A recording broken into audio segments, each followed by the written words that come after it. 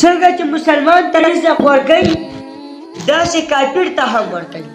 څنګه چې مسلمان ته 2 لاسونه 2 خپې 2 سترګې 2 غوږونه ورکړي داسې کافر ته هم ورکړي. خیال دې راغلی؟ نو دا نشته دی چې دی مسلمان دی او دې ته به زه هر وخت خوراک په ټیم ورکوم او دا بل کافر دی دې ته یې نه ورکوم.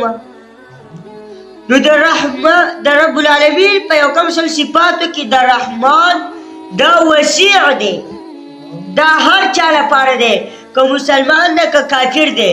خو دا ځناور ولې نه دی؟ په هغه یې رحم دی او بیا هغه ځناور هم په خپل بچي باندې مهربانه کړي. دا د رب هغه د صفاتو نه یو صفت دی. نو بیا یې پکې ویل چې علم القرآن علمونه ډېر دي په دنیا کې، لکه بایو ده او دا کمیسټري ده او بایولوجي ده او دا فزیکس دی او پلانکې او ډینګې ډېر دي. لیکن رب د څه تذکره کوي؟ علم القرآن، د قرآن د علم تذکره کوي. نو څه شو؟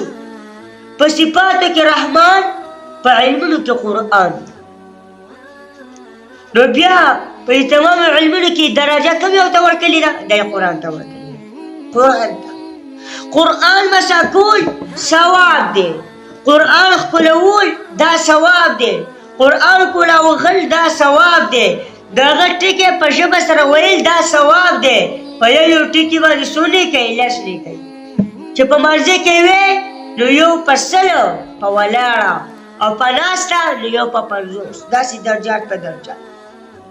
نو څه علم د قرآن دی. نو بیا په هغې کې دا خبره وکړه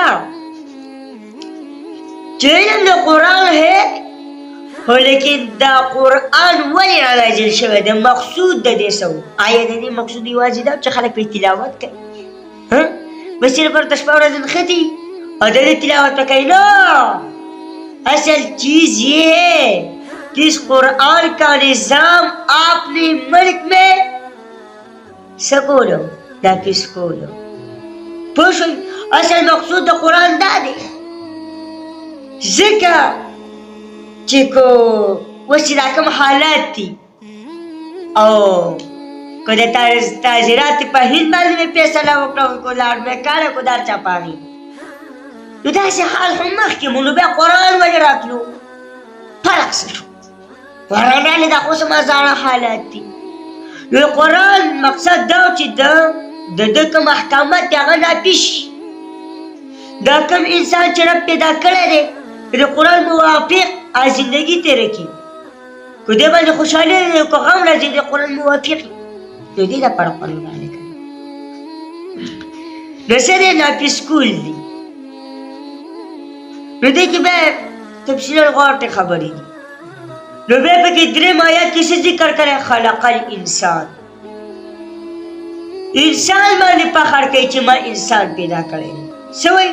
لقد خلقنا الانسان فی احسن تقویم، په تحقیق سره دا انسان ما په ښایسته صورت کې پیدا کړی.